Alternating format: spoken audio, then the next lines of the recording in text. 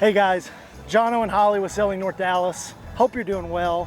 We are here in beautiful downtown Salina, walking around with cameras in our hands, mics on our bosoms. Sure.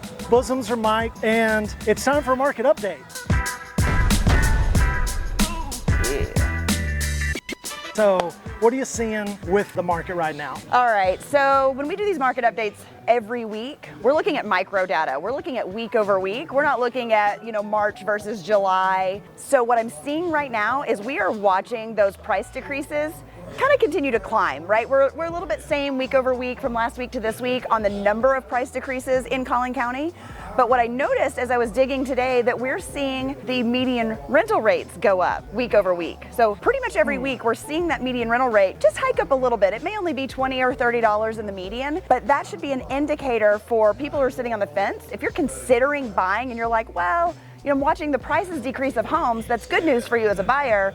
But if you're watching the rental rates go up, is that good news for you if you're in the rental market? I'm gonna guess that it's not. So that micro data tells us a lot about when it's the right time to jump into the market. So if you're on the fence, it's time to fall on the buying side as opposed to the renting side, because we're seeing those numbers continue to tick up on the rental side. So as you,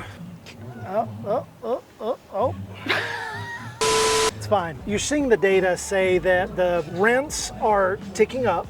Yes. Steadily. What was the stat that's starting to level off? Well, from week over week, last week to this week, we're seeing the price decreases in the market, right? We've been seeing those kind of tick up a little bit. If we're seeing price decreases on listings, that's telling us that people are starting to settle in to a little bit of a lower, right? Our price points are steadily dropping. So we're seeing that price decrease go up, which is a little confusing because that means the prices are dropping. And then days on the market. So week over week, from last week to this week, exactly the same. So we're still sitting steady at about 21 days on the market average. And so that's good news. We don't want to continue seeing those days on the market go up because that pushes us really more into a buyer's market. Whereas right now we're still sitting steadily on that seller's side, but we're more stable than we were 3 to 6 months ago. Gotcha. All right. So when you look here at the gas gauge, you can see the gas gauge is right there in the middle, which tells us we're still in a strong seller's market. Still in a seller's market. All right, so we were talking at lunch. You had a great idea for a video that we could shoot where we're taking a property that was pre-pandemic. Yeah, August of 2020, sold. Okay, what do you do with that? Walk me through it. I'm having a hard time with words, so tell them your idea instead of me trying to tell them your idea. Got it. Okay, so the concept here is I have a property that sold in August of 2020 at $540,000, $550,000. That same property sold 19 months later. That would be February of 2022. And it sold for $980,000. And my point to that is somebody lost $440,000. We won't say who, this girl right here. But the real point is that house, was it ever truly worth $980,000? Was that the value, or was that the value to one particular buyer? And we were in a market in February of 2022, we had such low inventory that we had buyers making decisions that were not actually relevant to the market value. It was a market value for one buyer willing to make that kind of offer, right? Overvalue. Yeah. The interesting piece is, what would that home actually appraise at today, now going from February to July? And I think that's gonna be the interesting piece of information, because we're not necessarily settling from market value or appraised value over this last 6 to 8 months. We're settling from a buyer's individual value that they were willing to pay back to market value. Well, and it's interesting that you say that, because I think there's a consensus that there's still this impending crash that's coming, and if I'm a buyer, I should wait because prices are going to drop.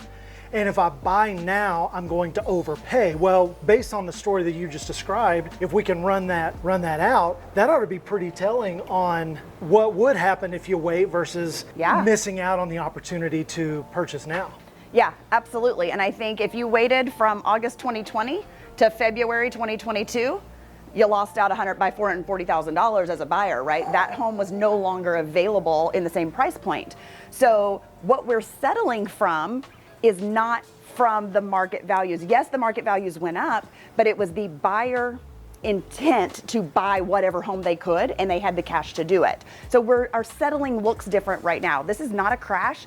This is us going back to market values. So even though we are seeing price decreases, we had sellers in the market who were hoping for the crazy buyer to walk in with $100,000 over value. So we are seeing price decreases because sellers are having to get more realistic with what the value actually is, not what the buyer's willing to pay. Yeah. Well, we use the analogy of if you're driving down the tollway, if you're going 100 miles an hour and you slow to 90, you're still driving 90.